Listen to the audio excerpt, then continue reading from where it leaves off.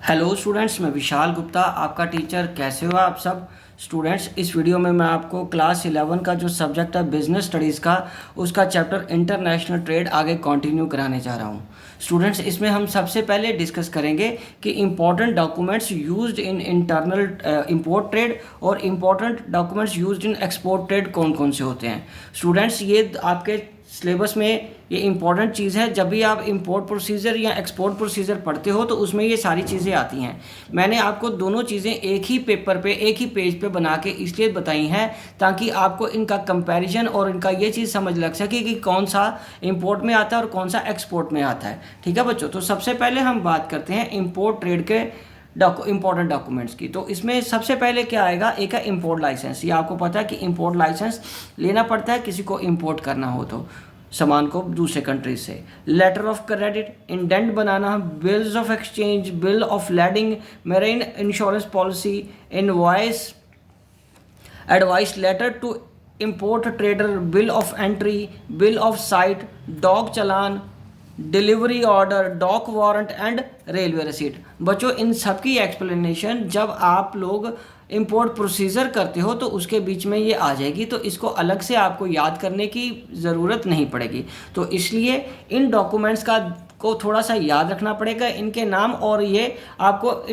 Import trade procedure में अच्छी तरीके से ये समझ आ गए होंगे। ठीक है जी। अब हम इंपॉर्टेंट डॉक्यूमेंट्स यूज़ करते हैं कौन से जो एक्सपोर्ट में है। वो पहला आएगा, इसका इंडेंट है, दूसरा लेटर ऑफ क्रेडिट है, तीसरा एक्सपोर्ट लाइसेंस है, चौथा रेलवे रसीट है, उसके बाद शिपिंग ऑर्डर है, फिर शिपिंग बिल है, डॉक चालान है, मेड्स रसीट है, बिल ऑफ लैंडिंग है, marine insurance policy, invoice certified by counsellor, certificate of origin and advice to importer.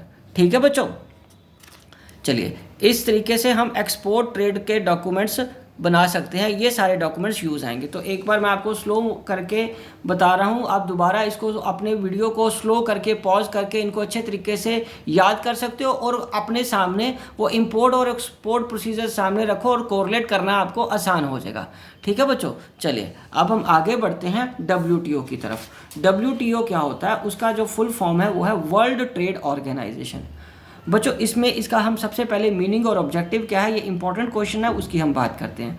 WTO is a globally recognised trade organisation with the new name succeeding GATT.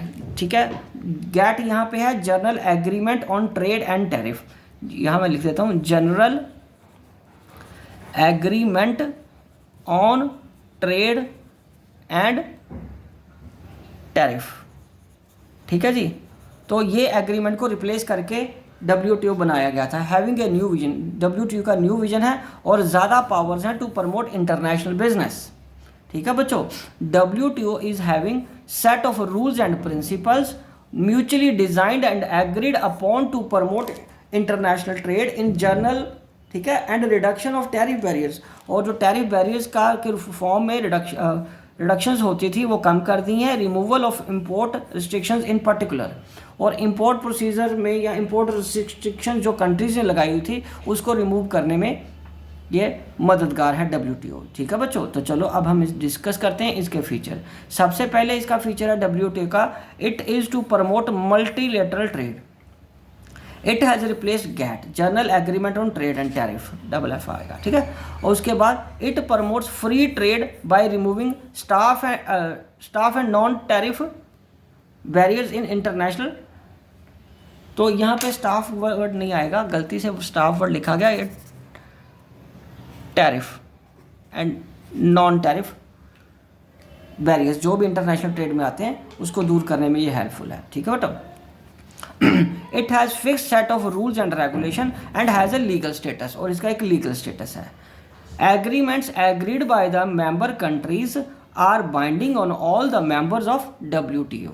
ठीक है बच्चों, so उसके बाद it includes trade in goods, trade in services, protection of intellectual property, okay, और property rights and foreign investment etcetera. उसके बाद unlike international monetary fund and world bank, WTO is not an agent of UN. All the WTO members have equal voting rights. WTO has a large secretariat and huge organisational setup. ठीक है बच्चों, तो अब हम आगे discuss करते हैं इसके ऑब्जेक्टिव्स क्या हैं। तो अभी तक हमने उसके फीचर और मीनिंग के बारे में बात करी थी, अब हम बात करेंगे WTO के ऑब्जेक्टिव क्या हैं।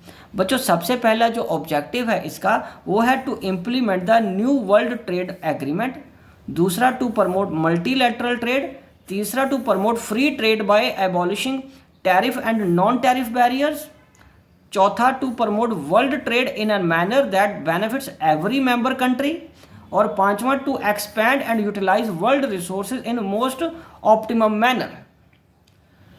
ठीक है बच्चों, तो आगे हम बढ़ते हैं फंक्शंस ऑफ WTO।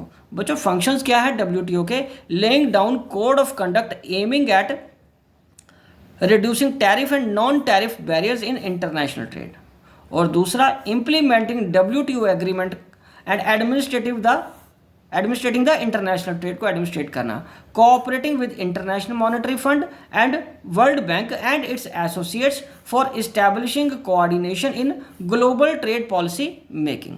ठीक है बच्चों, तो इसी के साथ ये टॉपिक सिंपल टॉपिक था, इजी टॉपिक था और छोटा टॉपिक था, ये दोनों कंप्लीट हो गए हैं। तो इसको आपको अच्छे तरीके से याद करना है। आप वीडियो को स्लो करके पॉज करके अपने नोट्स बना लीजिए, और इससे पिछली वीडियोस मेरे चैनल के प्लेलिस्ट में अवेलेबल हैं, तो आप मेरे चैनल को सब्सक्राइब करके वो वीडियोज़ भी देख के अपना कोर्स कंप्लीट कर लीजिए और रिविजन भी यहीं से कर लेना।